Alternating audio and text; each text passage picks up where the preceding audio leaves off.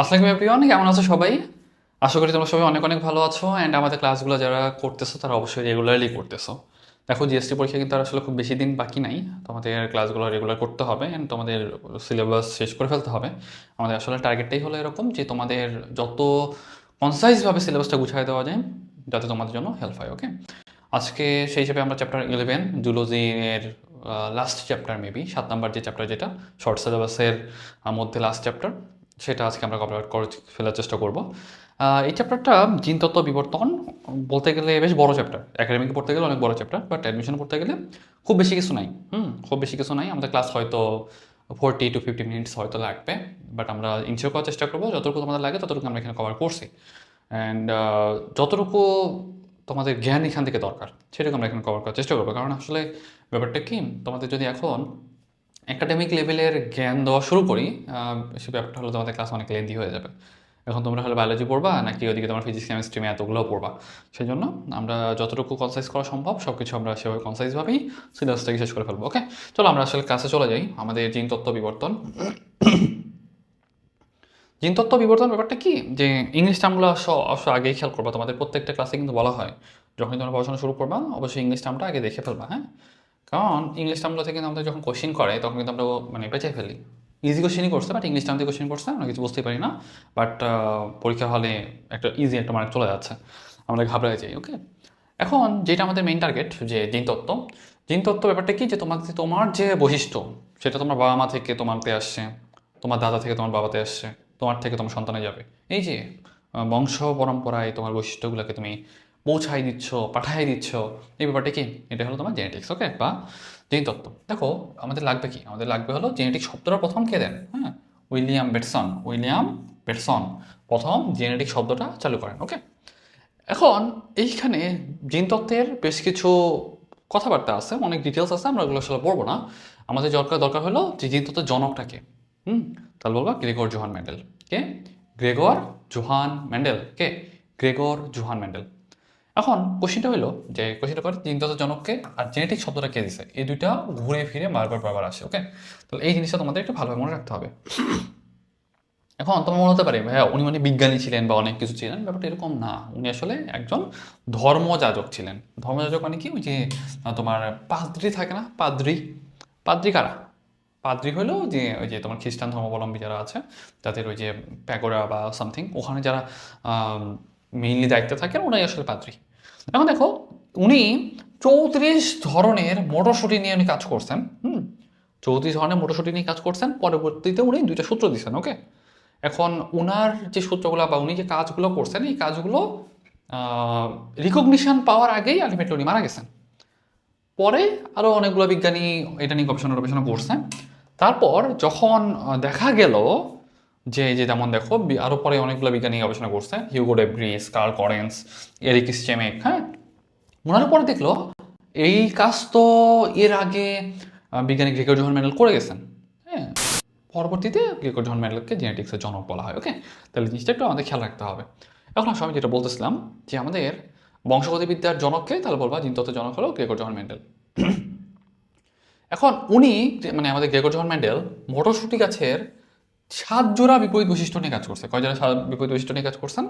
7 জোড়া বিপরীত বৈশিষ্ট্য নিয়ে কাজ করছেন। সেই ক্ষেত্রে এই যে দেখো আমাদের কী কী ছিল, বীজের ক্ষেত্রে আমাদের 2টা পার্ট নিয়ে, ফুলের ক্ষেত্রে একটা, খোসার ক্ষেত্রে 2টা, কাণ্ডের ক্ষেত্রে 2টা, এরকম টোটাল 7টা বৈশিষ্ট্য নিয়ে কাজ করছে। এত কিছু আমাদের দরকার হয় না, আপাতত মনে রাখো উনি কয় জোড়া বৈশিষ্ট্য নিয়ে কাজ করছে, 7 জোড়া বৈশিষ্ট্য নিয়ে কাজ করছে। তারপর এখন উনি অনেক গবেষণা করছে, গবেষণা করার পর দেখা গেল যে উনি মোটর গাছ থেকে গবেষণা করছে। মোটর গাছ বেছে নেওয়ার কারণটা কি সেটা একটু আমাদের মাঝে মধ্যে জানা লাগে। কারণটা হইল 1 বর্ষজীবী, তার মানে কি যা হওয়ার 1 বছরের মধ্যেই হয়ে যায়। বুঝতে পারছো? মানে সেটার ফল টল যা পাওয়া দরকার সেটা 1 বছরের মধ্যেই পেয়ে যাওয়া যায়। আয়ুষ্কাল অল্প, সেই জন্য তুমি রেজাল্টটা আগে আগে পাচ্ছ।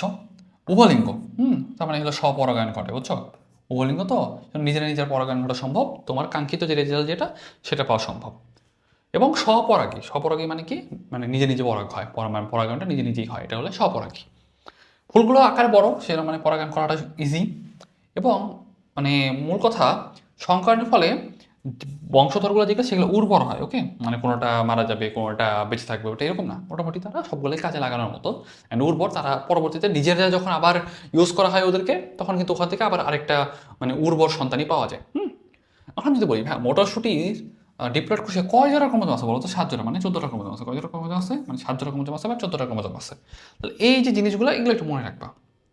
এখন জিন তত্ত্ব রিলেটেড বেশগুলো অনেকগুলো টার্ম আছে, এতগুলো টার্ম তোমাদের আসলে একাডেমিকের মতো করে পড়াইতে গেলে মাথার উপর দিয়ে যাওয়াটাই খুবই স্বাভাবিক। তবে একান্ত যতটুকু না বললেই না, সেটুকু আমরা অন্তত কভার করার চেষ্টা করবো। হ্যাঁ, এখন দেখো ফ্যাক্টর বা জিন। দেখো জীবের বৈশিষ্ট্য নিয়ন্ত্রণের এককে বলা হয় জিন, ঠিক আছে? তো জিনটা কি? সাপোজ মনে করো এটা একটা তোমার ডিএনএ। হ্যাঁ, ডিএনএ, ডিএনএটা কোথায় থাকে? ক্রোমোজোমে থাকে। ধরো এইটুকু একটা ছোট্ট একটা পার্ট যেটা এমআরএনএ তৈরি করতে পারবে, যেখান থেকে পরবর্তীতে একটা প্রোটিন তৈরি হবে। এই যে ছোট্ট একটা পার্ট যেটা, এটা হলো জিন। বুঝতে পারছি? যদি বলি যে সহজ কথায় বলছি, একবারে ইজি কথায় বলছি, মানে কোনো প্যাচাই নাই, কিছু বলি নাই, মানে কোনো মানে ধানাই পানাই নাই, সহজ কথা, যে তোমার জিনটা কি? মানে ক্রোমোজোমের ভিতরে ডিএনএ থাকে, ডিএনএ ছোট্ট একটা পার্ট যেটা একটা এমআরএনএ তৈরি করতে পারবে এবং সেটা একটা পূর্ণাঙ্গ প্রোটিন তৈরি করতে পারবে। এটা হলো তোমার জিন। বুঝতে পারছো? তাহলে দেখো ওইটাই বলছেন যে জিনটা কি? জিনটা হলো তোমার একটা ছোট্ট অংশ। লোকাস কি? লোকাস তো হলো ক্রোমোজোমের জিনের নির্দিষ্ট স্থানের নাম হলো লোকাস। তার মানে জিন যেখানে থাকে সেটাকে বলা হয় কি? লোকাস। অ্যালিল বা অ্যালিলোমর্ফ যেটা, সেটা আসলে তোমাদের আপাতত বোঝার খুব একটা দরকার নাই। হোমোজাইগাস যেটা, সেটা হলো মূল কথা। আচ্ছা, তোমাদের এখানে আরেকটা ব্যাপার বলি। সাপোজ মনে করো তোমার বাবা থেকে একটা ক্রোমোজোম আসছে, মা থেকে একটা ক্রোমোজোম আসছে। হুম, ধরো এটা হলো তোমার 11 নম্বর ক্রোমোজোম, ওকে? তার মানে এটা মায়ের 11 নম্বর ক্রোমোজোম। এই 11 নম্বর ক্রোমোজোম এই জায়গাটাতে ধরো তোমার লম্বা হওয়ার জিন আছে। কি আছে? লম্বা হওয়ার জিন আছে। তার মানে মায়েরও এই সেম এই জায়গাটাতে লম্বা হওয়ার জিন থাকবে। বুঝতে পারছি?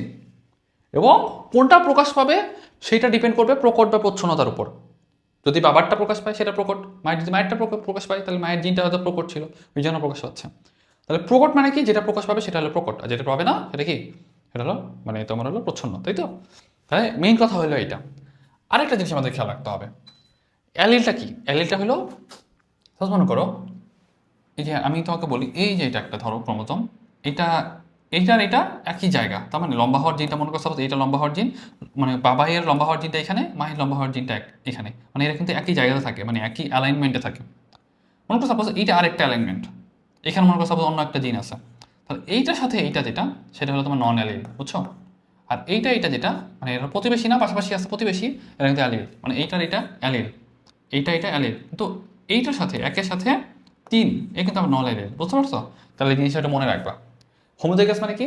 হোমোজাইগাস মানে দুইটাই যদি প্রকট হয়, দুইটাই যদি প্রচ্ছন্ন হয়, তাহলে এটা তো হোমোজাইগাস। যদি একটা প্রকট একটা প্রচ্ছন্ন হয় তাহলে কি বলবে? হেটারোজাইগাস।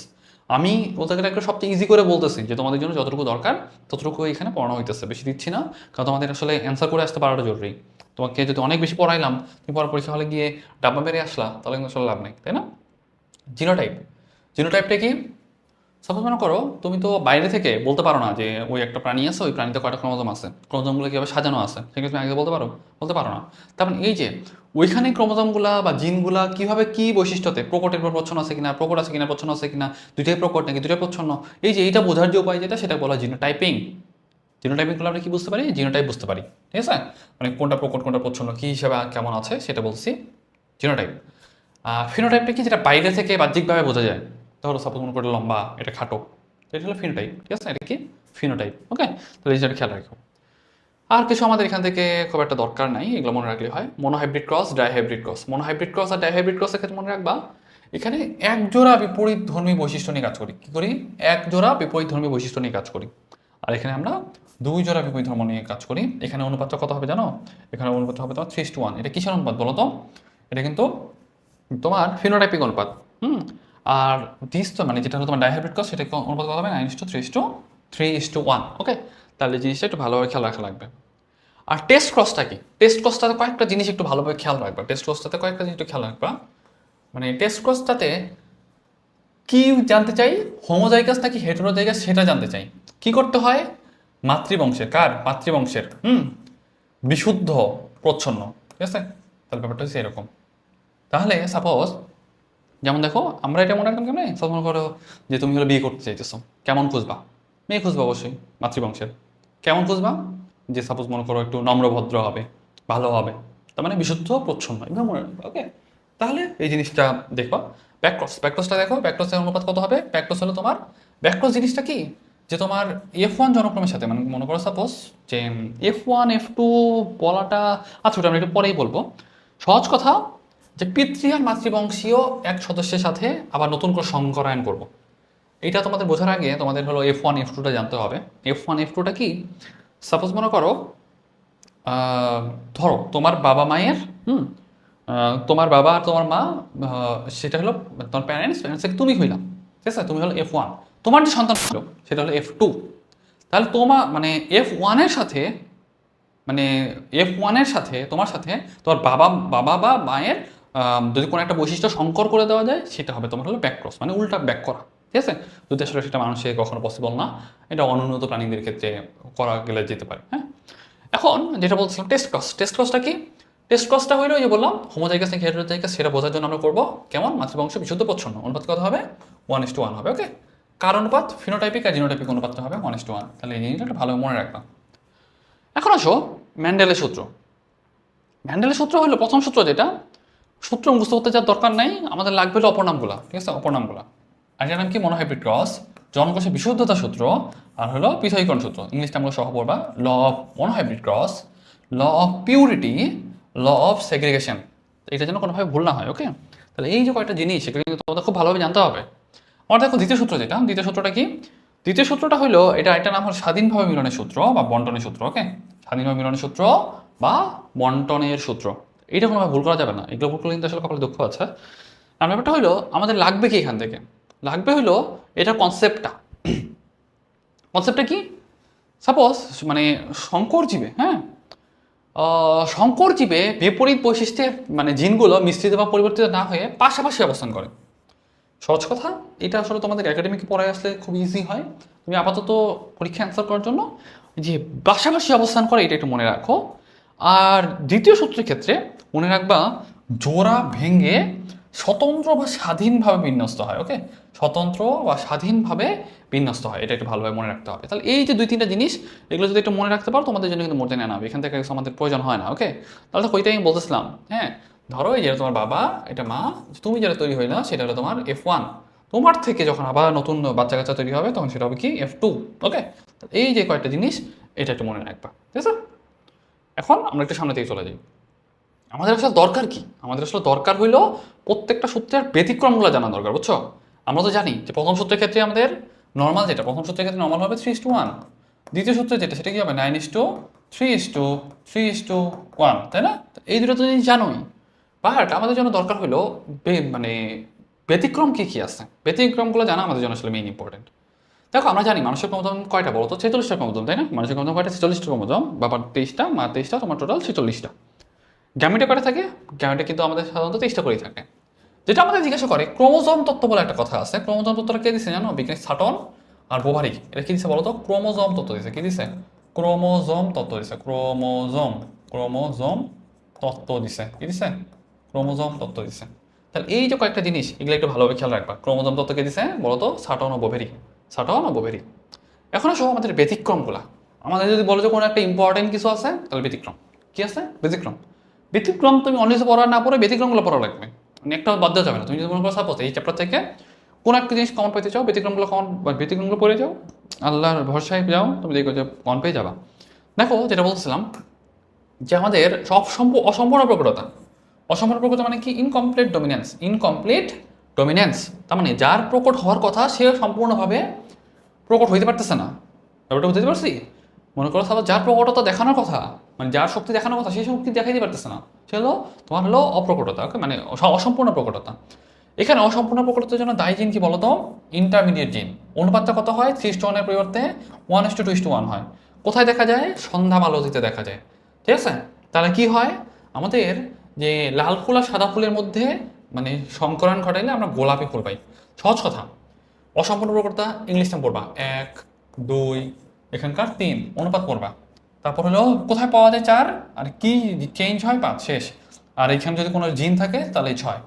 পড়ার ধরনটা শেখো, বা পড়ার ধরনটা আইডিয়া করতে শেখো, তাহলে দেখো যে পড়ার জন্য অনেকটা ইজি হয়ে গেছে। ওকে, তাহলে কয়টা জিনিস এটা ভালোভাবে খেয়াল রাখবা। সামনে চলে আসো। এখন আবার যদি বলি সামনে সমপ্রকটতা। সমপ্রকটতা ইংলিশ টার্মটা কি? কোডমিনেন্স। কোডমিনেন্স অনুপাত কত? 1:2:1। যদি বলি কোথায় দেখা যায়, তাহলে বলবা এই যে মানে আন্দালুসিয়ান মোরগ মুরগি, এটা মনে রাখবা।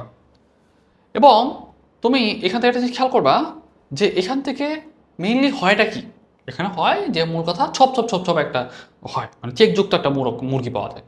তাহলে আমি কোশ্চেনটা হইলো সমপ্রকটতা মানে কি? কোডমিনেন্স। সমপ্রকটতা মানে কি? কোডমিনেন্স। অনুপাত কত? 1:1। যদি বলি যে কোথায় দেখা যায়, আন্দালুসিয়ান মোরগ মুরগিতে, অনুপাত কত হবে? 1:1। শেষ। এখন আসো মারণ জিন বা লিথাল জিন। লিথাল জিন মানে কি? লিথাল মানে মেরে ফেলা, লিথাল। লিথাল মানে হলো বলতে গেলে খারাপ, মানে মারা যাবে এরকম কিছু একটা। কত? 2:1। অনুপাত কত? 2:1। ঠিক আছে, কত? 2:1। এখন সংজ্ঞাটা একটু দেখে যেতে পারো, যেসব জিন হোমোজাইগাস অবস্থায় মৃত্যু ঘটে সেগুলো বলা হয় লিথাল জিন। লিথাল জিনটা আবার দুই টাইপের, একটা সেমি লিথাল জিন আর এটা হলো সাবভাইটাল জিন, বুঝছো? আবার পাশাপাশি বলা যায় লিথাল জিন একটা মিউট্যান্ট জিন, বুঝছো? মিউটেশন হয়ে গেছে এরকম একটা জিন। লিথাল জিনের পরিবর্তে মানে প্রভাবে 3:1 পরিবর্তে 2:1 হয়। তার মানে একটা জীব তো আগে মারা যায়, অনুপাতটা কিন্তু তখন 2:1 হয়। ওকে, মানে তিনটার ভিতরে কাউন্ট করতে হয়। বিজ্ঞানের লুসিয়ান কুয়েনো সর্বপ্রথম হলো যে ইঁদুরের মধ্যে লক্ষ্য করছেন। কোন কালার ইঁদুর? সেটা কিন্তু হলো তোমার বাদামি কালার ইঁদুর ছিল মনে হয়। এটা একটু মনে রাখবা, এই যে অ্যাগেউটি কালার। হ্যাঁ, আপাতত মনে রাখো আমি যদি বলি যে অনুপাতটা কত হবে, ফিনোটাইপ অনুপাত 2:1 হবে। কত হবে? 2:1 হবে। তাহলে এই যেটা খেয়াল রাখবা, এখান থেকে আর কিছু আমাদের দরকার নাই। দেখো যে যেটা তোমার হলো যে ওয়াই হয়েছে, যেটা হোমোজাইগাস অবস্থায় আছে। হ্যাঁ, মনে করছো লিথাল জিনটা ছিল ওয়াইতে, এটা যদি হলো তোমার হোমোজাইগাস অবস্থায় থাকে তাহলে সেটা হলো মারা যায়। ওকে, এটা তোমার হলো মানে লিথাল জিনের একটা প্রভাব। ওইটাকে বললাম না যে লিথাল জিন আমাদের দুই টাইপের হতে পারে, একটা সেমি লিথাল জিন, একটা সাবভাইটাল জিন। সেমি লিথাল সাবভাইটালের ব্যাপারটা মনে রাখতে হবে। সেমি মানে কি? 50। তাহলে 50%-এর বেশি যদি মারা যায় তবে সেমি লিথাল। 50% কম মারা গেলে কি বলবা? তাহলে বলবা সাবভাইটাল। দেখো এটাই বলছে, সেমি লিথাল, সাবভাইটাল। ওকে, কোথায় পাওয়া যায়? হিমোফিলিয়া, এটা হলো তোমার সেমি লিথাল ধরনের। ড্রসোফিলা যেটা, সেটা হলো তোমার সাবভাইটাল জিন, মানে সাবভাইটাল জিন। তার মানে ড্রসোফিলা মাছিতে তোমার হলো ডানাটা বিলুপ্ত হয়ে যেতে থাকে, সেটাকে বলা হয় সাবভাইটাল জিন। হ্যাঁ, এক্সাম্পল আর কি।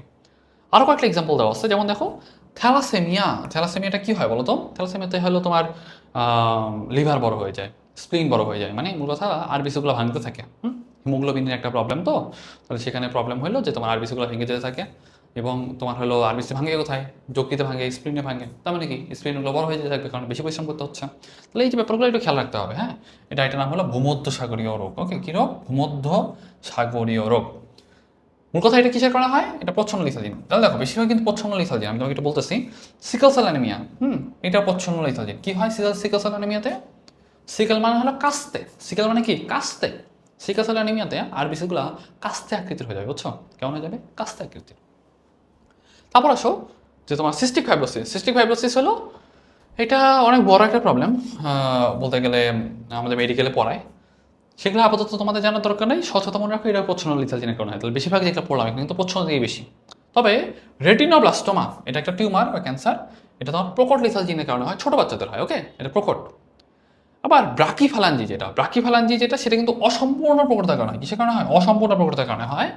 এবং দেখবা এখানে এদের কিন্তু গাঁট থাকে দুইটা, আঙুলগুলো হয় ছোট ছোট, বুঝছো? আঙুলের গাঁট আমাদের কেমন তিনটা, একটা দুইটা তিনটা, তাই না? ওদের কিন্তু গাঁট থাকে দুইটা, আঙুলগুলো ছোট ছোট হয়ে যায়। তাহলে এই যে ব্যাপারগুলো এগুলো ভালো খেয়াল রাখবা। কনজেনিটাল ইকথিওসিস, এটা দেখলে মানে তুমি বলতে গেলে মাথা ঘুরায় পড়ে যেতে পারো। কনজেনিটাল ইকথিওসিসের পেশেন্টগুলো আসলে দেখতে খুবই বাজে লাগে, মনে হয় যে একবার এলিয়েনের মতো, মানে আসলে বাচ্চাগুলো বাঁচে না। অ্যান্ড এটা হলো প্রচ্ছন্ন লিথালজিন। বেশিরভাগ কিন্তু প্রচ্ছন্ন লিথালজিনই পড়লাম আমরা, তাই না? এখন আসো আমাদের মানে ম্যান্ডেলের দ্বিতীয় সূত্র। দ্বিতীয় সূত্রটা কি? দ্বিতীয় সূত্র হলো তোমার ওই যে স্বাধীনভাবে মিলনের সূত্র। হ্যাঁ, মূল কথা গ্যামেটগুলা স্বতন্ত্রভাবে বিন্যস্ত হতে পারবে, এটা হলো মেইন কথা। যদি বলি এখানে আমার লাগবে কি, এখানে আমাদের লাগবে হলো ব্যতিক্রমগুলো কি। ব্যতিক্রম কি কি আছে? ব্যতিক্রম হইলো যে দেখো যে পরিপূরক জিন, একই ইংলিশ টার্ম কি? কমপ্লিমেন্টারি জিন। কি জিন? কমপ্লিমেন্টারি জিন। কমপ্লিমেন্টারি জিন। ফিনোটাইপিক অনুপাত কত? 9:7। কত? 9:7। এখানে মনে রাখবা আমাদের এই যে পরিপূরক জিনের আরেকটা, এই পরিপূরক জিনের কারণে যে বৈশিষ্ট্য ইয়াটা দেখা যাচ্ছে, মানে যেই ব্যাপারটা দেখা যাচ্ছে সেটাকে আমরা বলি কি জানো? সহপ্রকটতা। কি? সহপ্রকটতা। মানে মূল কথা ভিন্ন ভিন্ন লোক আছে অবস্থিত, দুটি প্রকট জিনের উপস্থিতির কারণে যদি একটি চারিত্রিক বৈশিষ্ট্য প্রকাশ পায়, মূল কথা অনেক কাহিনী আছে। হ্যাঁ, অনেক কাহিনী আছে। সহজ কথা হইল এটা মানে কোন সূত্রের ব্যতিক্রম? তৃতীয় সূত্রের ব্যতিক্রম। পরিপূরক জিনের এখানে ব্যাপারটা কি? তাহলে বললাম কমপ্লিমেন্টারি জিন, এখানকে যে ব্যাপারটা দেখা যায় সেটা কি বলা হয়? স্বপ্রকটতা বলা হয়। শেষ। অনুপাত কত? 9:7। কোথায় দেখা যায়? তাহলে বললাম মিষ্টি মোটর আছে একটা, কোথায়? ল্যাথাইরাস অডোরাটাস। অনুপাত কত? 9:7। শেষ। এটুকু মনে রাখলে তোমাদের জন্য আর কিছু এখান থেকে লাগবে না। এখন আসো এপিস্টেসিস। এপিস্টেসিস আবার দুই টাইপের। কয় টাইপের? দুই টাইপের। একটা হলো তোমার হলো প্রকট এপিস্টেসিস, একটা হলো দ্বৈত প্রচ্ছন্ন এপিস্টেসিস। একটা প্রকট এপিস্টেসিস, একটা হলো দ্বৈত প্রচ্ছন্ন এপিস্টেসিস। প্রকট এপিস্টেসিস মানে এপিস্টেসিস জিনিসটা কি? এপিস্টেসিস জিনিসটা হইলো মানে সহজ কথা, একটা জিন নন অ্যালিলিক একটা জিনের কার্যকারী থেকে বাধা দিবে। সাপোজ মনে করো আমি বলছিলাম একটু আগে, দেখো সাপোজ মনে করো এটা একটা জিন, সাপোজ এটা এরা প্রতিবেশী, তার মানে অ্যালিল, এরা হলো নন অ্যালিল, বুঝছো? এরা হলো নন অ্যালিল, মানে এই যে এরা অ্যালিল, এরা অ্যালিল, কিন্তু এটার সাথে এটা নন অ্যালিল, তাই না? এখন মনে করো সাপোজ এক মাতাব্বর তার নিজের খবর নাই, আরেক জায়গায় দিয়ে খবর পাঠায়, বুঝছো? তার মানে এই মাতাব্বরের কারণে যদি এর কাজ যদি বন্ধ হয়ে যায়, হ্যাঁ, বা এই মাতাব্বরের কারণে যদি এর কাজ বন্ধ হয়ে যায়, তাহলে এই যে মাতাব্বরি করতেছে এর বলবো কি? এর বলবো হলো এপিস্ট্যাটিক জিন। আর যার কাজ বন্ধ হয়ে যাচ্ছে তাকে বলবো কি? হাইপোস্ট্যাটিক জিন, বুঝছো? হাইপো মানে কি? কম, তার মানে যারটা কমে যাচ্ছে তাকে বলবো হাইপোস্ট্যাটিক জিন। ওকে, তাহলে এটা মনে রাখবা। এখন আমাদের এটা দুই রকম হতে পারে। ওকে, একটা প্রকট এপিস্টেসিস হইতে পারে। ওকে, একটা প্রকট এপিস্টেসিস হইতে পারে। অনুপাত কত? এটা অনুপাত হবে 13:3। ঠিক আছে, 13:3 কোথায় পাওয়া যায়? তাহলে বলবা লেগ হর্নে পাওয়া যায়। কোথায় পাওয়া যায়? লেগ হর্নে পাওয়া যায়। ঠিক আছে, কি পাওয়া যায়? কোথায় পাওয়া যায়? লেগ হর্নে পাওয়া যায়। ওকে, তাহলে এটা মনে রাখবা। আর তাই বলি ভাই, দ্বৈত প্রচ্ছন্ন এপিস্টেসিসটা কি? এটা কোথায় পাওয়া যায়? মানুষের জন্মগত মুখ বধিরতা দ্বৈত প্রচ্ছন্ন এপিস্টেসিস উদাহরণ। অনুপাতটা কত হবে? 9:7 হবে। সহজ কথা। তাহলে এখানে প্রথমটা যেটা, সেটা হলো কমপ্লিমেন্টারি জিন বা পরিপূরক জিন, 9:7। তারপরে 13:3, তারপরে কিন্তু আবার 9:7। তাহলে এই যে ব্যাপারটা, এটা যদি একটু মনে রাখতে পারো তাহলে কিন্তু তোমার জন্য ইজি। বেশিরভাগ ক্ষেত্রে এখান থেকে অনুপাতগুলো থেকে কোশ্চিন করে আর উদাহরণগুলো থেকে কোশ্চিন করে। এখান থেকে এইটুকু পড়লে তোমাদের অ্যাডমিশনের জন্য মোটামুটি পড়াটা ইজি হয়ে যাবে। ওকে, পলিজেনিক ইনহেরিটেন্স। পলিজেনিক ইনহেরিটেন্স মানে অনেকগুলো জিন দ্বারা কন্ট্রোল একটা বৈশিষ্ট্য। তার মানে আমি তোমাকে একটু দেখাই। এই যে দেখো, মানুষের উচ্চতা, গায়ের রং, এগুলো কিন্তু আমাদের অনেকগুলো বৈশিষ্ট্য, মানে অনেকগুলো জিন দিয়ে বৈশিষ্ট্য কভার হয়। ওকে, যেমন দেখো আমি তোমাকে বলি যে তোমার নিচের দিকে গেলে হয়তো একটু জিনিস দেখতে পারবা। এই যে আমাদের আহ, এখানে বেশ কিছু কথা আছে। এইখানে নিচের দিকে একটু দেখো, নিগ্রোদের ক্ষেত্রে 2 জোড়া বর্ণ সৃষ্টিকারী জিন রয়েছে যা মেলানিন তৈরি করে। ওকে, তাহলে এই যে সাপোজ মনে করো আমি যদি বলি যে নিগ্রো আর শ্বেতাঙ্গদের গায়ের রং কয় জোড়া জিন দিয়ে কন্ট্রোল? 2 জোড়া জিন দিয়ে কন্ট্রোল। এরকম ব্যাপারটা হচ্ছে পলিজেনিক মানে ইনহেরিটেন্সের ব্যাপারটা হচ্ছে কি? সাপোজ মনে করো কালো হওয়ার জিন, সাপোজ মনে করো যে কালো হওয়ার জিন মনে করো সাপোজ এ, না ধরো কালো হওয়ার জিন হলো বি, আর ফর্সা হওয়ার জিন হলো তোমার ধরো এ। বি যত বেশি থাকবে তুমি তত বেশি কালো হবা, এ যত বেশি থাকবে তুমি তত বেশি ফর্সা হবা। সহজ কথা হলো এইটা। ঠিক আছে, যেমন দেখো আমি তোমাকে দেখাই। এই যে দেখো এইখানে বিগুলো, বড় বিগুলো যেগুলো সেগুলো হলো তোমার কালো হওয়ার জন্য দায়ী। হ্যাঁ, এই যেমন এর হইলো এর, যেমন দেখো এখানে প্রত্যেকটারই কিন্তু তোমার দুইটা করে। হ্যাঁ, মানে মোটামুটি এরা কিন্তু মাঝারি কালারের হচ্ছে। কিন্তু আরেকটা ব্যাপার আমি তোমাকে দেখাই। এইখানে দেখো, এখানে দেখো 4টা বি, তাই না? একবার নিগ্রো হয়েছে। এখানে হলো দেখো একটা ছোট হাতের বি, তার মানে একটু কম কালো হয়েছে। এই যে দেখো এখানে তোমার 3টা, হ্যাঁ, এখানে মনে করি তোমার 2টা, এটা কিন্তু মিউলেট হয়েছে। ওকে, ও দেখো এখানে কিন্তু তোমার 3টাই হলো তোমার ছোট হাতের বি, তার মানে মানে এটা একটু বলতে গেলে সাদা হবে। আর 4টা মানে মূল কথা একবার নিগ্রো, একবার যে একবার কুচকুচা কালো সে নিগ্রো, আর যে একবার ধবধবা সাদা সে হলো মিউলেটো। বুঝছো? মিউলেটো মানে সাদা। তার মানে মূল কথা, যত বেশি বড় হাতের বি থাকবে তারা বেশি নিগ্রো বা কালো টাইপের হবে। ওকে, তাহলে এই জিনিসটা মনে রাখো, এখান থেকে আর কিছু আমাদের প্রয়োজন নাই। এখন চলে আসো আমাদের লিঙ্গ নির্ধারণ নীতি। আমাদের লিঙ্গ নির্ধারণ নীতি ব্যাপারটা হলো আমাদের টোটাল 46টা ক্রোমোজোম, 22 জোড়া অটোজোম, 1 জোড়া কি সেক্স ক্রোমোজোম, তাই তো? এখন এটা কিন্তু ডিপেন্ড করতেছে হলো তোমার বাবার উপর যে কি হবে, মানে তার থেকে কোন জিনটা আসতেছে সেটার উপর ডিপেন্ড করবে।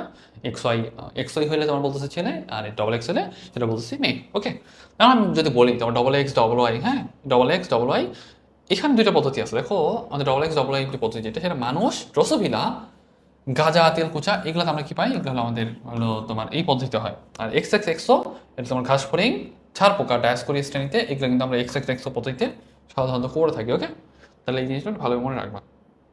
এখন সেক্স লিঙ্কড ক্রোমোজোম যেটা, সেক্স লিঙ্কড ডিসঅর্ডার যেটা, সেখানে আমাদের বেশ কিছু কথা আছে। সাধারণত আমাদের কিছু জেনেটিক ডিজিজ থাকে যেগুলো বাবা থেকে মাতে, মানে বাবা থেকে সন্তানে, বাবা মা থেকে সন্তানে যায়। কিছু আছে x linked disease. X linked disease কি আছে? মোটামুটি আমরা 60 প্রকারের সেক্স লিঙ্কড ডিজিজ আবিষ্কার করছি, তবে এক্স জিন নিয়ন্ত্রিত এরকম কয়েকটা আছে। যেমন দেখো তো অনেকে দেখবা লাল কালার সবুজ কালার চেনে না। অনেকে আবার হিমোফিলিয়া থাকে, অনেকে আবার ডুশেনি মাসকুলার ডিস্ট্রফি থাকে, মানে যাদের হলো মাসলগুলো অনেক দুর্বল টাইপের, হ্যাঁ, মানে যে হাইপোটোনিয়া হয়ে থাকে, বলতে গেলে খুবই মানে নড়বড়ে টাইপের, হাঁটাহাঁটি করতে পারে না, খুবই প্রবলেম, হ্যাঁ। এই যে এগুলো হলো তোমার সেক্সিং ডিজিজ। মানুষ ওয়াই জি নিয়ন্ত্রিত, মনে করো ওটা যে এক্স জি নিয়ন্ত্রিত ছিল, এটা হলো তোমার ওয়াই জি নিয়ন্ত্রিত যেগুলো, সেটা হলো কানের লোম।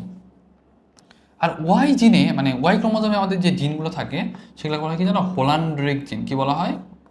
হোলান্ড্রিক জিন বলা হয়, ঠিক আছে?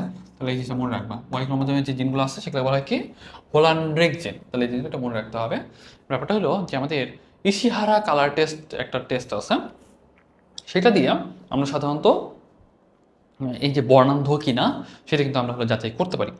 তোমাদের একটা জিনিস যেটা বেশি ইম্পর্টেন্ট, পরীক্ষায় বলে যে বাবা সুস্থ, তোমার হলো মা হইলো বাহক, বা বাবা সুস্থ, মা হইলো আক্রান্ত, তাহলে কয়টা বাচ্চা ভালো হবে, কয়টা বাচ্চা খারাপ হবে।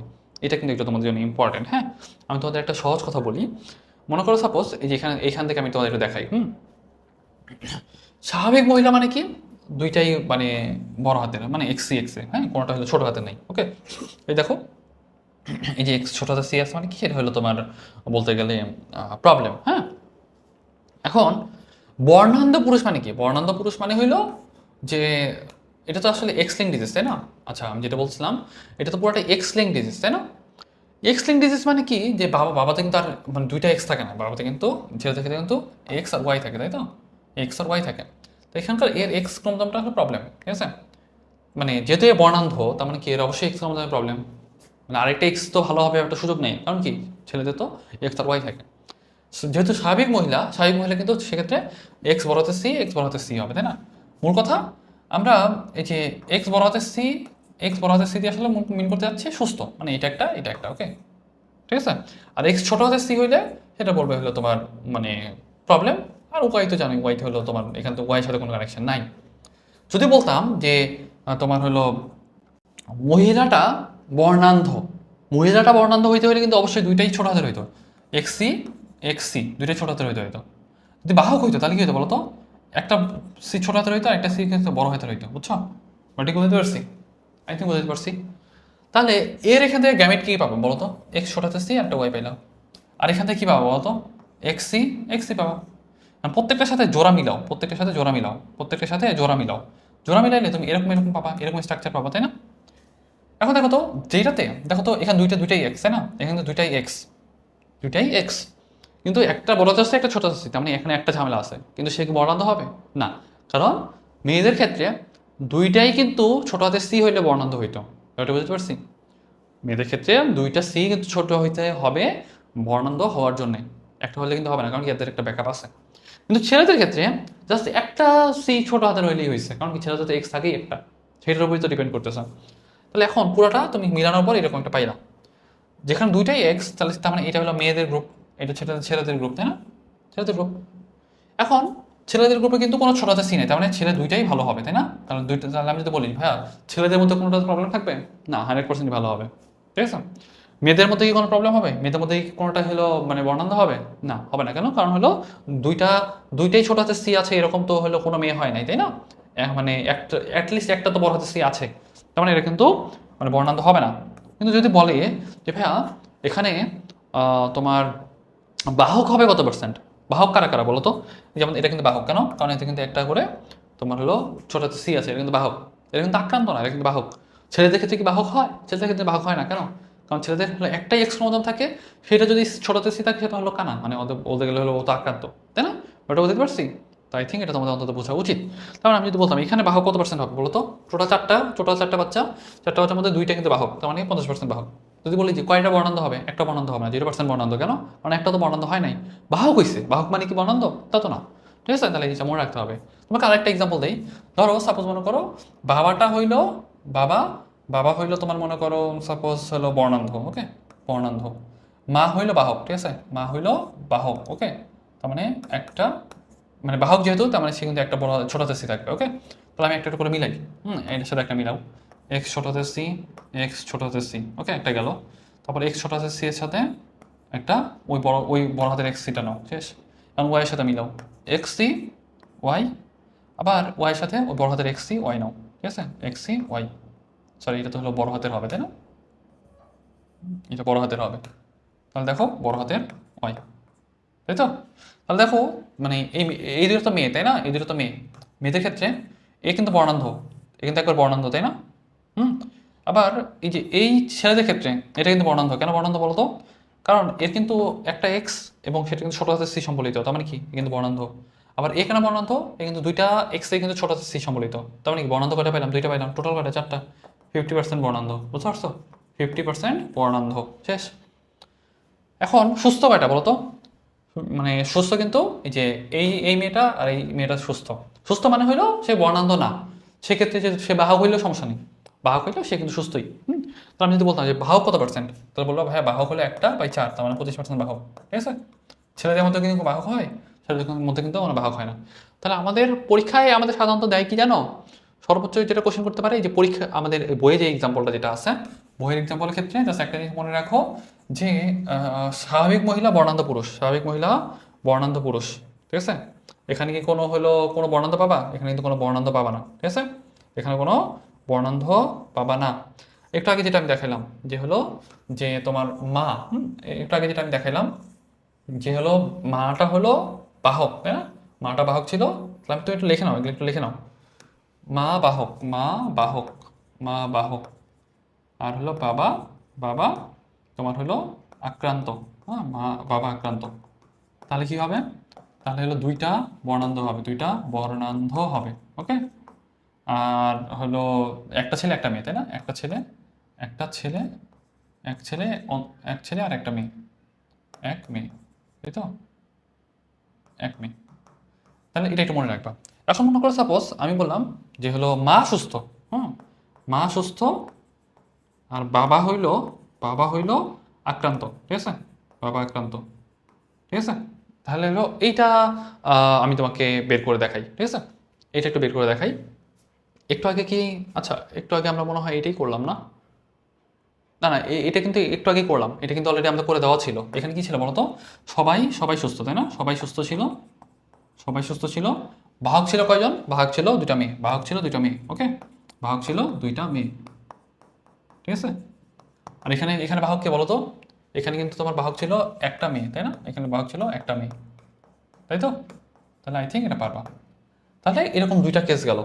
আরেকটা কেস কি হইতে পারে, বাবা সুস্থ, বাবা সুস্থ, বাবা সুস্থ, আর মা বাহক, এটা একটা কেস হতে পারে। সাধারণত এই কেসটাই পরীক্ষা হলে বেশি দেয়, বুঝতে পারছো, মা সুস্থ মানে বাবা সুস্থ মা বাহক, এই কেসটাই সাধারণত বেশি দেয়। তার মানে কি এক্স ওয়াই, ঠিক আছে, এক্স ওয়াই, ঠিক আছে। মানে তুমি হলো যেহেতু বাবার ক্ষেত্রে, বাবার ক্ষেত্রে তুমি সাপোজ মনে করো এখানে আমি এক্স, আচ্ছা এক্স বড় হাতের সি, যেটা বড় হাতের সিটা দেই নেই, আচ্ছা ওটা দিয়ে দিচ্ছি দাঁড়াও। দেখো আমি যেটা বলছিলাম বড় হাতের এক বড় হাতের সি ওয়াই, ওকে।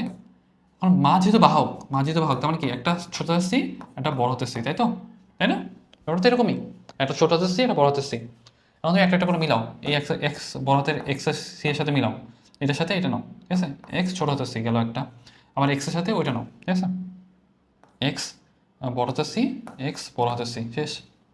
তারপর এখন ওয়াই এর সাথে মিলাও, ঠিক আছে, তাহলে কি হবে এক্স ছোট হাতের সি ওয়াই, হ্যাঁ, আবার এই ওয়াই এর সাথে ওইটা নাও, এক্স সি, এক্স বড় হাতের সি ওয়াই, ঠিক আছে। তাহলে আই থিঙ্ক এটা বোঝাতে পারছি। তাহলে এখন দেখো এখানে কিন্তু তোমার হলো এই দুইটা কি মেয়ে আর দুইটা কি ছেলে। মেয়ের ক্ষেত্রে, মেয়ের ক্ষেত্রে একটু খেয়াল করো তো, এই মেয়েটা কি হবে বলো তো, এই মেয়েটা কি হবে বাহক হবে, তাহলে বাহক কয়টা হলো, বাহক কয়টা হলো, বাহক হলো এখানে পেলাম একটা, ঠিক আছে। আর এটা কিন্তু সুস্থ তাই না, এটা কিন্তু সুস্থ। আমরা কি আক্রান্ত কোনটা পাচ্ছি, দেখো তো ছেলেদের ক্ষেত্রে, এই যে দেখো তো এটা, এই এক্সটা কিন্তু ছোট হাতের সি তাই না, তার মানে কি এক্স ছোট হাতের সি ছেলেদের ক্ষেত্রে, মানে যেহেতু ওয়াই আছে, ছেলে, ছেলেদের ক্ষেত্রে একটা ছোট হাতের সি আছে, মানে কি সে আক্রান্ত। তাহলে আক্রান্ত কয়টা পেলা বলো তো, আক্রান্ত কয়টা পেলা, আক্রান্ত কিন্তু পেলা একটা, ঠিক আছে। আরে কি এ তো সুস্থই তাই না। তার মানে যখন আমি তাহলে যদি বলি এই কেসটাতে আমরা হলো বর্ণান্ধ হবে কয়জন, একজন বর্ণান্ধ, তার মানে কি 25% বর্ণান্ধ। যদি বলি যে ভাইয়া আমার হলো বাহক কত পার্সেন্ট, বাহক কি একজন তাই না, তা কত 25%, তাই তো, কত পার্সেন্ট 25%, তো এটা মনে রাখবা। আর বাকি কি, বাকি তো সুস্থই তাই না। তাহলে আমি যদি বলি যে ভাইয়া আমার এখানে আমার এখানে হলো আক্রান্ত কয়জন, আক্রান্ত কিন্তু একজন, বাকি সবাই কিন্তু সুস্থ, বাহক হইতে পারে, বাহক হইলেও কিন্তু সুস্থই। বাহক মানে তুমি তো বাহক হলে তুমি তো বাইরে থেকে বুঝবা না, সে তো সুস্থই, তাই না? সহজ কথা, আমি যদি বলি ভাইয়া বাহক কয়জন, একজন। আর যদি বলি বর্ণান্ধ কয়জন, বর্ণান্ধ কয়জন, বর্ণান্ধ কয়জন, বর্ণান্ধ হলো তোমার একজন। সুস্থ কয়জন, সুস্থ কিন্তু তিনজন। ওকে, সুস্থ কিন্তু তিনজন। তাহলে ব্যাপারটা কিন্তু খেয়াল রাখতে হবে। বাহকের ব্যাপারটা কিন্তু বাহকের ব্যাপারটা কিন্তু বাহক মানে কিন্তু সুস্থ, এই ব্যাপারটা কিন্তু খেয়াল রাখো। ওকে, তাহলে আমি তোমাকে একটু সামারি বলি, তাহলে একটু লিখে নাও এখানে। তাহলে হয়তো আমি যেটা বললাম ওখানে কি, বাবা সুস্থ, বাবা সুস্থ, বাবা সুস্থ, বাবা সুস্থ, মা আক্রান্ত, মা বাহক। ওকে, মা বাহক, মা বাহক, সরি প্রবলেম করতেছে, মা বাহক। তাহলে কি হবে বলো তো, এখানে তোমার হলো বর্ণান্ধ কয়জন, বর্ণান্ধ কয়জন, বর্ণান্ধ কিন্তু একজন। ওকে, বর্ণান্ধ কয়জন, একজন। বাহক কয়জন, বাহক একজন। সুস্থ কয়জন, সুস্থ কিন্তু তিনজন। ওকে, তাহলে বলতে পারো হ্যাঁ, তাহলে তো আমাদের পাঁচজন হয়ে গেল না, কিন্তু বাচ্চা তো হয়েছে চারটা। ব্যাপারটা এরকম না, যে বাহক সেও কিন্তু সুস্থই। ওকে, তাহলে দেখো এই যে একটু আগে যেটা বললাম, মা সুস্থ বাবা আক্রান্ত, সেখানে কি বলছিলাম, এখানে তো সবাই সুস্থ, বাহক দুইজন। বাহক কিন্তু দুইটা মেয়ে, ঠিক আছে, বাহক কিন্তু দুইটা মেয়ে। তার মানে ব্যাপারটা কিন্তু ওই যে দেখো, তাহলে বলতে পারো হ্যাঁ এখানে চারজন সুস্থ, বাহক দুইজন, তাহলে ছয়জন। ব্যাপারটা কিন্তু এরকম না, যারা বাহক তারাও কিন্তু সুস্থই। ওকে, আর যদি বলি যে ভাই মা বাহক বাবা আক্রান্ত, তাহলে কি হবে বলতো, দুইজন বর্ণান্ধ হবে, দুইজন বর্ণান্ধ হবে, আর বাহক হবে কি, একটা মেয়ে। ওকে, মানে কি সে কিন্তু সুস্থই। হ্যাঁ, তার মানে কি, মানে এখানে কিন্তু দুইজন বর্ণান্ধ হবে, দুইজন সুস্থ হবে, দুইজন সুস্থ হবে। ওকে, দুইজন সুস্থ হবে। ব্যাপারটা কি বুঝতে পারছি? তাহলে ব্যাপারটা তোমরা এটা একটু মানে অবশ্যই ব্যাক ফরওয়ার্ড করে দেখবা যদি কোনো প্রকার বুঝতে প্রবলেম হয়। সহজ কথা আমি বলে দিই কয়েকটা জিনিস যেটা তোমাদের প্রবলেম হতে পারে। যে বাহক সে কিন্তু সুস্থ, ঠিক আছে, ছেলেদের ক্ষেত্রে কিন্তু বাহক হয় না। তার মানে ছেলেদের ক্ষেত্রে এক্স ছোটাতে সি একটা থাকলে কিন্তু সে হলো তোমার আক্রান্ত, ঠিক আছে। মেয়েদের ক্ষেত্রে কিন্তু বাহক হয়, মেয়েদের ক্ষেত্রে বাহক হওয়ার শর্ত কি, একটা ছোটাতে সি হলেই হবে। যদি বলি মেয়েদের ক্ষেত্রে আক্রান্ত হওয়ার শর্ত কি, দুইটাই ছোটাতে সি হইতে হবে। তাহলে তুমি একটা জিনিস খেয়াল করতেছো, আমাদের জন্য সবচেয়ে ডেঞ্জারাস কেস কোনটা, মহাবাহক আর বাপ আক্রান্ত। বুঝতে পারছো? ওই যে থাকে না কিছু, যে হলো প্রেম প্রেম করে বিয়ে করছে, এখন হলো দেখা গেল যে ছেলেটা হলো আক্রান্ত, ছেলেটা তো বর্ণান্ধ, পরে হলো মেয়েটার টেস্ট করতে গিয়ে দেখা গেল যে মেয়েটাও হইলো তোমার মানে বাহক। তার মানে কি চিন্তা করছো, যে তার কিন্তু এখানে দুইজন বর্ণান্ধ হবে, একটা ছেলে একটা মেয়ে বর্ণান্ধ হবে। তার মানে কি, তার যদি সে জীবদ্দশায় যদি সে যদি তার জীবনে চারটা বাচ্চা নেয়, তার মধ্যে দুইটাই বর্ণান্ধ হবে, হ্যাঁ, আর একটা ভালো হবে, আর একটা বাহক হবে। খেয়াল করছো, মানে দুইটাই ভালো হবে, দুইটা আসলে প্রবলেম থাকবে না। মূল কথা সে কিন্তু যে আলটিমেটলি তার কিন্তু একটা প্রবলেম হইলো, যে সে যদি জীবদ্দশায় চারটা বাচ্চা নেয়, চারটা বাচ্চা নিল ঠিকঠাক, দুইটাই কিন্তু বর্ণান্ধ, মানে সে হলো কালা দেখতেছে না। আরেকজন আরেকজন কিন্তু বর্ণান্ধ, মানে বর্ণান্ধের বাহক হয়ে আছে, এটা কিন্তু একটা প্রবলেম। আবার আরেকজন আরেকজন কিন্তু মোটামুটি সুস্থ, তাই না? তার মানে ব্যাপারটা কি তুমি খেয়াল করতেছো, যে মানে যদি মা বাহক হয় আর বাবা আক্রান্ত হয়, কারণ একটা ছেলে শুধুমাত্র, মানে একজন, মানে ছেলে বলতেছি না, মানে এক্ষেত্রে মনে হয় আমাদের ছেলে কি ছিল, বাহক বর্ণান্ধ ছিল একটা ছেলে একটা মেয়ে, তার মানে হলো বাহক ছিল একটা মেয়ে, তার মানে ছেলেটা মানে সুস্থ হবে। মানে চারটা বাচ্চার মধ্যে একটা ছেলে শুধুমাত্র ভালো হবে, বাকি একটা ছেলের প্রবলেম। দুইটা মেয়ের মধ্যে দুইটা মেয়েরই একটা তো অলরেডি দেখেই না কিছু, মানে বর্ণান্ধ, আরেকটা মেয়ের কিন্তু প্রবলেম আলাদা। তো চিন্তা করতেছো মানে যে এই জুটিটা কেমন ঝামেলা মার্কা হবে। আর মূল কথা কি, মানে মা যদি বাহক হয়, ছেলে যদি সুস্থ হয়, তাহলে আসলে প্রবলেমটা কম। হুম, কারণ কি ওই যে একটু আগে দেখাইলাম না, বাবা সুস্থ মা বাহক, সেখানে কিন্তু তোমার বর্ণান্ধ হয় মাত্র একজন, বর্ণান্ধ হয় কি মাত্র একজন, ঠিক আছে। আর সুস্থ হয় কয়জন, সুস্থ হয় কিন্তু তিনজনই, তাই না, বাকি তো সুস্থই থাকে। আর হলো তোমার যদি তোমার আবার হলো মা যদি সুস্থ, মানে মা যদি সুস্থ হয় বাবা যদি আক্রান্ত হয়, সেখানে কিন্তু সবাই সুস্থ হয়। ওকে, তাহলে কি মায়ের সুস্থ হওয়াটা কিন্তু খুব ইম্পর্টেন্ট। বাবা যদি মানে বর্ণান্ধ হয়, মা ভালো, কোনো প্রবলেম নাই, কিন্তু মনে কর সাপোজ মানে বাবা ভালো, মার প্রবলেম, ও তারপরে কিন্তু ঝামেলা বাজা শুরু হয়ে গেছে। তাহলে এই জায়গাগুলো কিন্তু খুবই ইম্পর্টেন্ট, এই জায়গাগুলো কিন্তু খেয়াল রাখতে হবে। ওকে, সহজ কথা, পরীক্ষা হলে যাবা, এটা একটু তুমি জাস্ট লিখে করে ফেলবা। ওকে, তাহলে আই থিঙ্ক এটা তুমি অন্তত পারা উচিত বা পারবা। ওকে, আশা করি এটা তোমাদের অনেক ইজি হয়েছে। এখন আসো সামনে চলে আসো, আমরা একটু সামনের দিকে আগে যাই, আমি এটা একটু রিফ্রেশ দিয়ে নিই।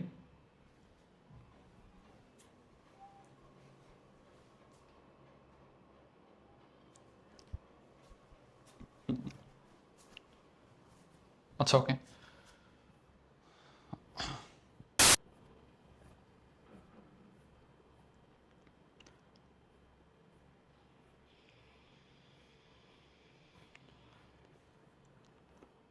আচ্ছা ওকে, সামনে চলে আসো। এখন যেমন দেখো যে লাল সবুজ বর্ণান্ধতার ক্ষেত্রে, হ্যাঁ লাল সবুজ বর্ণান্ধতা কিন্তু অলরেডি দেখাইলাম আমরা।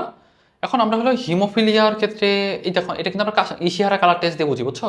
সেই জন্য কিন্তু দেখবো যে আর্মিতে জয়েন করার আগে আগে এটা কিন্তু আমাদের টেস্ট করে নেয়, বুঝছো?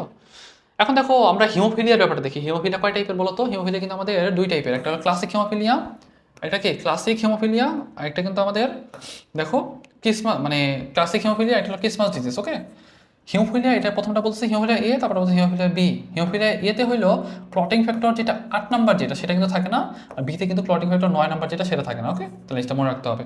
তার মানে ব্যাপারটা হলো এ বি আই 8 9, ওকে? প্রথমটা যেটা সেটাকে বলতেছে কি, সেটাকে বলতেছি আমরা ক্লাসিক, হ্যাঁ ক্লাসিক।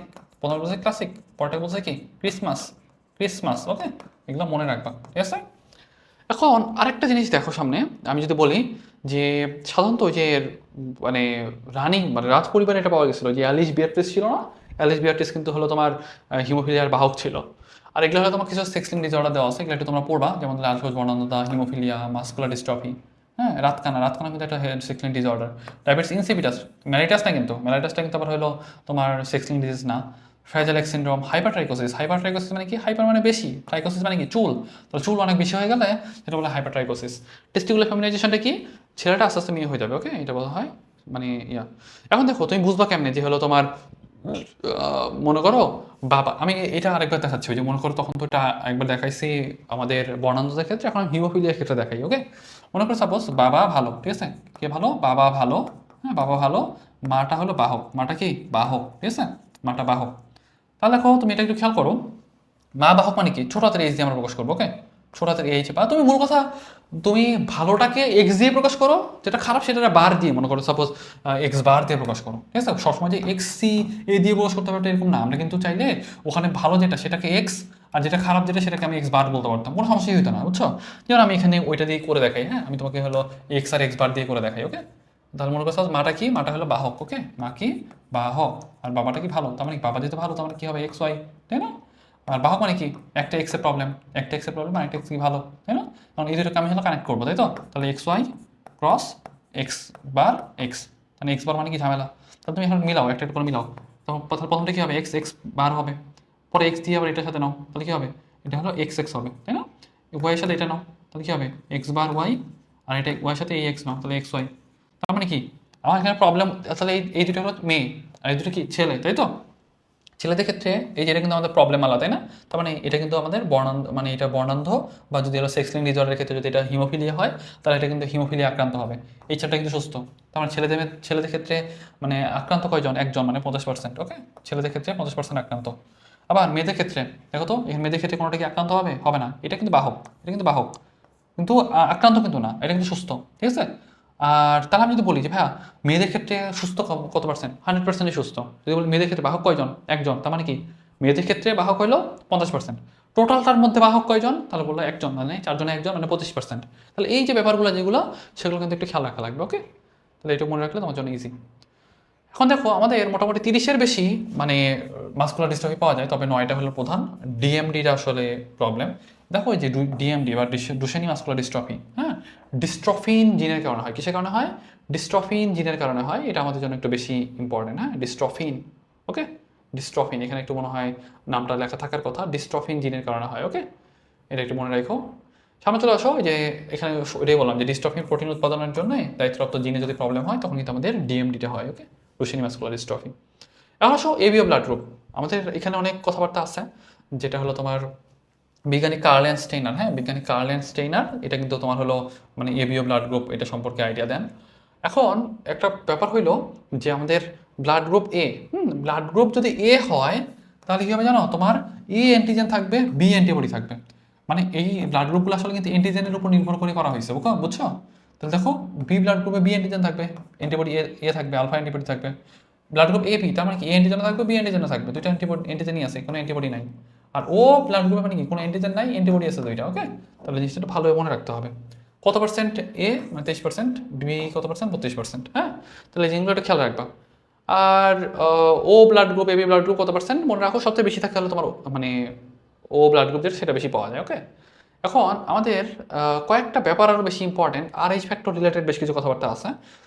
এখন আমি যদি তোমাকে বলি ভাই আরএইচ ফ্যাক্টর রিলেটেড ঝামেলাটা কোথায়? অনেকে ঝামেলাটা কোথায় জানো? মনে করে কি যে ব্লাড গ্রুপ সেম হলে প্রবলেম। ব্লাড গ্রুপ সেম হলে প্রবলেম না। মনে করো কারো এ পজিটিভ, আরেকজনের মেয়েটারও মনে হয় এ পজিটিভ, কোনো প্রবলেম নেই। ব্লাড গ্রুপ এক হলে কোনো ঝামেলা হয় না। ঝামেলাটা হয় মনে করো একজনের ব্লাড গ্রুপ মানে পজিটিভ, আরেকজনের ব্লাড গ্রুপ নেগেটিভ, তখন প্রবলেমটা হয়, বুঝছো? মনে করো একজনের হলো এ পজিটিভ, আরেকজন হলো ও নেগেটিভ, তখন একটা গিয়ে ঝামেলা হয়, বুঝছো? মূল কথা কি ঝামেলাটা হয়, এইটা অনেকটা তোমার একাডেমিকের ব্যাপার। এরিথ্রোব্লাস্টোসিস ফিটালিস হয়, বুঝছো? প্রথম বাচ্চাটা ভালো থাকে, বাট দ্বিতীয় বাচ্চাটার ক্ষেত্রে মানে প্রবলেম হয়। যদি মা যদি নেগেটিভ রক্ত বিশিষ্ট হয়, বাবা যদি পজিটিভ রক্ত বিশিষ্ট হয়, বাচ্চাটা যদি পজিটিভ ব্লাড গ্রুপের হয়, তখন কিন্তু মানে প্রবলেম হতে পারে বাচ্চাটার। প্রথম বাচ্চাতে প্রবলেম হয় না, দ্বিতীয় বাচ্চাটাতে প্রবলেম হয়। ওকে, কী হতে পারে যে বাচ্চাটা মারা যেতে পারে, অথবা খুবই জন্ডিস্ট হতে পারে, থ্যালাসেমি মানে মূল কথা হলো আরবিসিগুলো ভেঙে যায়। তখন ট্রিটমেন্ট নিলে আসলে হয়তো কিছু ক্ষেত্রে বাঁচানো যেতে পারে, কিছু ক্ষেত্রে আসলে বেশিরভাগ ক্ষেত্রে মারা যায়। তবে এটা ট্রিটমেন্ট আছে, মানে সাপোজ মনে করো ছেলেটার হলো পজিটিভ, মেয়েটা নেগেটিভ। ব্যাপারটা যে এরকম না যে তারা বিয়ে করতে পারবে না। ব্যাপারটা হইলো যে প্রথম বাচ্চা হওয়ার পর মাকে হলো তোমার ইঞ্জেকশন দিতে হয়, এনটিডি নামে একটা ইঞ্জেকশন আছে, ওইটা ইঞ্জেকশন দিতে হয়, তাহলে মোটামুটি প্রবলেমগুলো হয় না। ওকে, তাহলে দেখো ওই কথাগুলোই বলছে। মোটামুটি সাধারণত যে আমাদের রিসার্চ ফ্যাক্টরে আমাদের 6টা এন্টিজেন থাকে। একটা তোমার সি, বড় হাতের সি, বড় হাতের ডি, বড় হাতের ই। একটা ছোট হাতের সি, ছোট হাতের ডি, ছোট হাতের ই। এগুলো হলো মনে করো সাপোজ আমাদের প্রত্যেকটা সেট, আমাদের কিন্তু তিনটা করে এন্টিজেন নিয়ে একটা সেট হয়, বুঝছো? কিন্তু কোনো সেটে ডবল সি দেওয়া যাবে না, বুঝছো? মানে কোনো যে তুমি বড় হাতে সি নিলা, ছোট হাতে সি নিলা, আর একটা ই নিলা, হবে না। ঠিক আছে, তোমাকে সি ডি ই তিনটাই নিতে হবে, কিন্তু কিন্তু তুমি একদিনে জবল নিতে পারবে না। হ্যাঁ, তুমি বড় নাও ছোট নাও, মানে তুমি হলো সি এর গ্রুপের মধ্যে তুমি ছোট হাতের সি নিতে পারো, বড় হাতের সিও নিতে পারো, সেটা ম্যাটার করে না। বাট তোমাকে তিনটাই নিতে হবে। এখন মনে করো কারো, মনে করো সাপোজ, মনে করো আমি বড় হাতের সি নিলাম, বড় হাতের ডি নিলাম, ছোট হাতের ই নিলাম, সমস্যা নেই। এটা কিন্তু তোমার হলো মানে ব্লাড গ্রুপটা পজিটিভ হবে। হ্যাঁ, তখন করে একটা ছোট হাতের সি, মানে একটা একটা ছোট হাতের সি নিলাম, বাকি দুইটা হলো বড় হাতের, এটা কিন্তু মানে এটা কিন্তু পজিটিভই হবে। হ্যাঁ, আবার মনে করো সাপোজ একটা ছোট হাতের, একটা বড় হাতের সি, বাকি সবগুলাই ছোট হাতের, এটা কিন্তু পজিটিভ হবে। যদি সবগুলাই ছোট হাতের হয়, তখন কিন্তু ব্লাড গ্রুপটা নেগেটিভ হবে। ওকে, তার মানে নেগেটিভ হওয়ার শর্ত কি, ব্লাড গ্রুপ নেগেটিভ হওয়ার শর্ত কি, সবগুলো অ্যান্টিজেনই ছোট হইতে হবে, সবগুলাই রিসার্চ অ্যান্টিজেন ছোট হইতে হবে, তাহলে কিন্তু আমার ব্লাড গ্রুপটা নেগেটিভ হবে। ওকে, তাহলে এটা মনে রাখবা। আর যদি বলি যে ভাই আমাদের এখানে মানে সর্বজনীন দাতাকে, সর্বজনীন দাতা হইলো ও নেগেটিভ, ঠিক আছে? সর্বজনীন দাতাকে ও নেগেটিভ, যদি নেগেটিভ না থাকে শুধুমাত্র ও দাগাবা, ঠিক আছে? আর যখন সর্বজনীন গ্রহিতাকে, তাহলে বলবা এবি পজিটিভ, এবি পজিটিভ হলো সর্বজনীন গ্রহিতা। ওকে, এটা মনে রাখতে হবে। সামনে চলে আসো।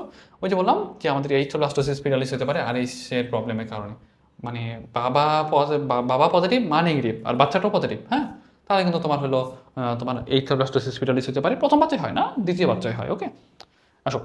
এখান থেকে আমাদের আর কিছু প্রয়োজন নাই। দ্বিতীয় চ্যাপ্টার যেটা, সেটাতে আমাদের কিছু খালি ডেটা মনে রাখতে হবে। এখান থেকে আমি তোমাদের কয়েকটা ডেটা বলে দিব, যেটা তোমার জন্য একটি ইম্পর্টেন্ট। বিবর্তনের ধাপগুলো পড়বা, 3টা ধাপ আছে, micro, macro, mega, micro, macro, mega. তাহলে এই যে এই ধাপটা একটু মনে রাখতে হবে। আর যদি বলি যে ভাই এইখানে 4টা-5টা লাইন আছে, এই 4টা-5টা লাইন আমাদের জন্য ইম্পর্টেন্ট। অর্জিত বৈশিষ্ট্য উত্তরাধিকার, এটা কে দিচ্ছে? ল্যামার্ক দিচ্ছে। প্রাকৃতিক নির্বাচন মতবাদ, এটা কে দিচ্ছে? ডারউইনিজম দিচ্ছে। মানে ইংলিশটা আমরা সহ পড়বা, হ্যাঁ, ইংলিশটা আমরা সহ পড়বা। আর দেখো জার্মপ্লাজম, সোমাটোপ্লাজম মতবাদ কে দিচ্ছে? অকাস্ট ভাইজম্যান। আর ডেভরিস পরিব্যক্তি মতবাদ দিচ্ছে। ওকে, তাহলে এই যে 3টা-4টা জিনিস এটা মনে রাখবা।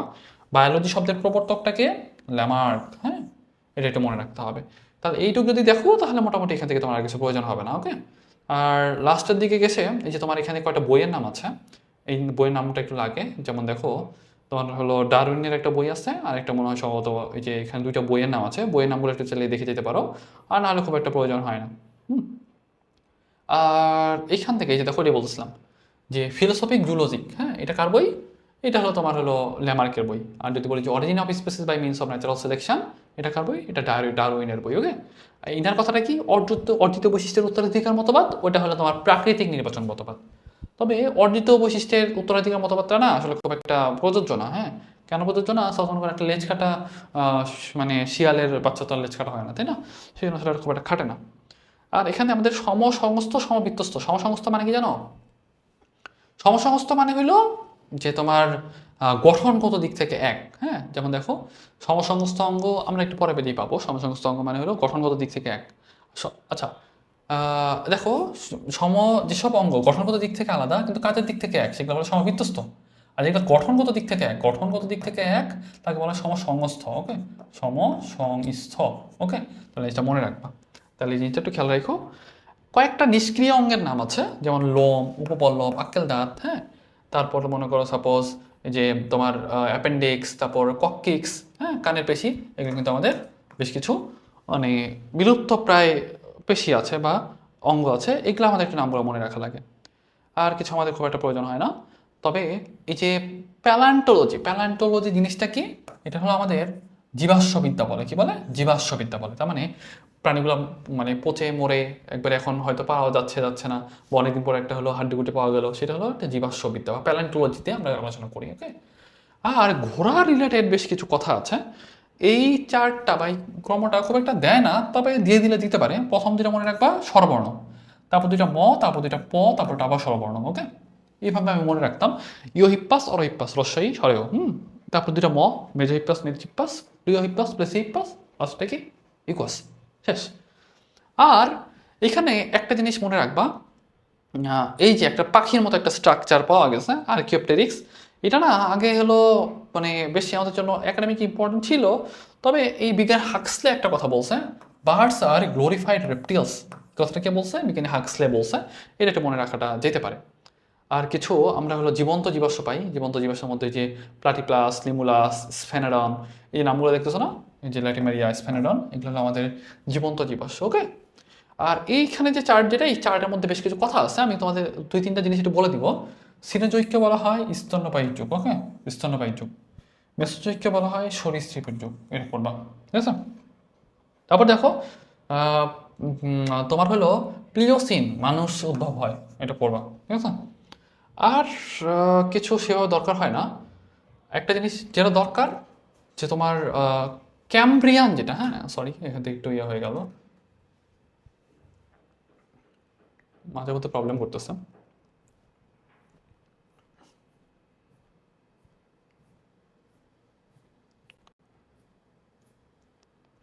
আচ্ছা, ওকে, সামনে চলে আসো। এখানে দেখো এই যে ক্যামব্রিয়ানটা হলো তোমার অমেরুদণ্ডী প্রাণী। ওকে, তাহলে এই জিনিসটা মনে রাখবা, ক্যামব্রিয়ান হলো অমেরুদণ্ডী প্রাণী। ক্যামব্রিয়ানটা কি? অমেরুদণ্ডী। ক্যামব্রিয়ান অমেরুদণ্ডী। তাহলে এই কয়টা জিনিস যদি একটু দেখতে পারো, তাহলে কিন্তু তোমাদের জন্য মোটামুটি এখান থেকে আর কিছু প্রয়োজন হয় না। আর এই যে নিচে অনেক কিছু কথাবার্তা আছে, এগুলো আসলে আমাদের জন্য খুব কমই আসে। মার্সোপিয়াল প্রাণীগুলো কোথায় পাওয়া যায়? অস্ট্রেলিয়াতে পাওয়া যায়। ওকে, মার্সোপিয়াল প্রাণীগুলো কোথায় পাওয়া যায়? অস্ট্রেলিয়াতে পাওয়া যায়। তাহলে আমি যদি বলি যে পুরো চ্যাপ্টারটা সামারি, আমাদের জন্য এই চ্যাপ্টারটা বেশ ইম্পর্টেন্ট, ইজি চ্যাপ্টার, পড়া কম, বাট কনসার্ন হইলো অনেক ইনফো। তুমি এখানে পড়বা কি? প্রথম সূত্র, দ্বিতীয় সূত্র, ব্যতিক্রমগুলো পড়বা, তারপর বেশি উদাহরণ আছে, ও তারপর হলো তোমার বাচ্চাগুলোর মধ্যে কোনটা ভালো হবে, কয়টা ভালো হবে, কয়টা খারাপ হবে, কতগুলো পার্সেন্টেজ, এই ব্যাপারটা একটু পড়বা। শেষের দিকে এসে যে কয়টা বিজ্ঞানীর মতবাদ পড়বা, এই কটা যদি পড়তে পারো তাহলে তোমার জন্য মধ্যে নেয় না। ওকে, যাই হোক, মোটামুটি এটুকু যদি তোমরা পড়ে আসতে পারো বা পড়ে যেতে পারো, তাহলে আশা করি চ্যাপ্টার 11 থেকে আর কোনো প্রবলেম হওয়ার কথা না। ওকে, আশা করি তোমাদের মোটামুটি জুলজিতে আর কোনো প্রবলেম থাকার কথা না। কোনো প্রবলেম থাকলে অবশ্যই আমাদের গ্রুপে জানাও, আমি চেষ্টা করবো তোমাদের অ্যান্সারগুলো দেওয়ার। ওকে।